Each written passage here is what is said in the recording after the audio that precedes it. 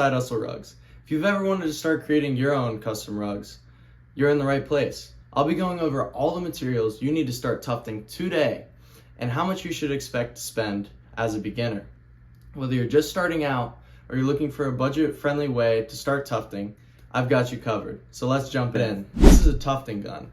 Now there's two types of tufting guns. There's a cut pile, which this is, and a loop pile gun. Now you can change this to a loop pile gun by taking off a couple pieces, and that's something I can show you guys later. So essentially what this is going to do is you're going to take a tool like this. It usually will come with the gun, and there's a hole on the front of the needle. You'll slide this through, and then you'll slide it through this feeder on top, and then you will take your yarn. Let me put this down. Take your yarn, feed it through that tool, and essentially what you're going to do is just pull that yarn straight through your gun. Now this is going to allow you to take the gun and actually push it through the front of your tufting material. So when you push through your tufting material and you hold the trigger down, it's actually going to rotate, the scissors are going to come out and cut the yarn.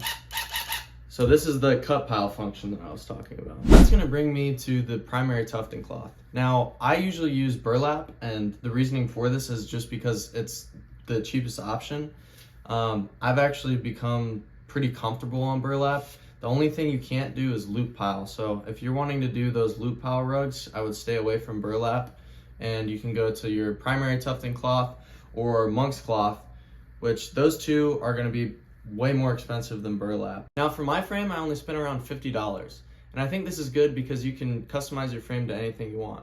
When you go to build your frame, you want to keep in mind the sizing of the primary tufting cloth that you're going to use. So primary tufting cloth usually comes in 40 inches to 80 inches. So when you're building your frame, if you're going to do that, just keep that in mind. Let's get into backing materials. So I use a full cotton backing material. This is completely up to you. You can find rubber non-slip backings as well. I'd advise you to use a spray adhesive. So when you're done making the rug and actually cut it out of the frame, you're going to take this and spray it on the back of the rug, cut out the desired material, and actually lay it out on the back. And the moment we've all been waiting for, yarn.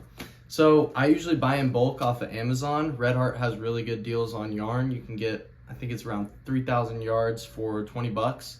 But when you're just starting out, a good way to do it is just go into your local Marshalls or art supply store, and they usually run pretty good deals on smaller colors. And next we have our carpet adhesive.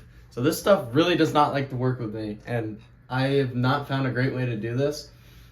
My advice to you is when you're going to apply your adhesive to your primary material and the back of your carpet, I would just use gloves, latex gloves. This stuff is going to run you around $25 a gallon.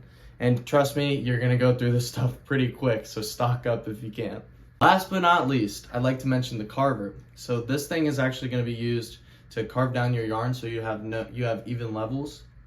And you're also going to be able to create detail by deviating colors with this. Along with that, I also like to keep a good pair of scissors. This is going to help you deviate colors and trim up edges, get some crisp lines, as well as machine lubricant. So this you need to do around once a month. I honestly like to do it at least in between each rug to keep the gun well and oiled up. Nice try, Diddy. Just as an honorable mention, if you have extra money, I would get a yarn spool. This will keep you from getting into terrible tangles and keep your yarn organized. Do a quick cost breakdown for clarification. For beginners, if you're just getting into it for an easy setup, it's going to cost you around $300. For a mid-range setup and nicer materials, you're going to go anywhere from $400 to $600. And I'd say for the best of the best, you're going to be around $800 to $1,000. I hope this clears everything up for you. If there's anything that I missed that you still have questions about, please leave a comment below and I'd be happy to answer your questions. And don't forget to like, subscribe, and stay alert for new posts. I'll see you in the next one.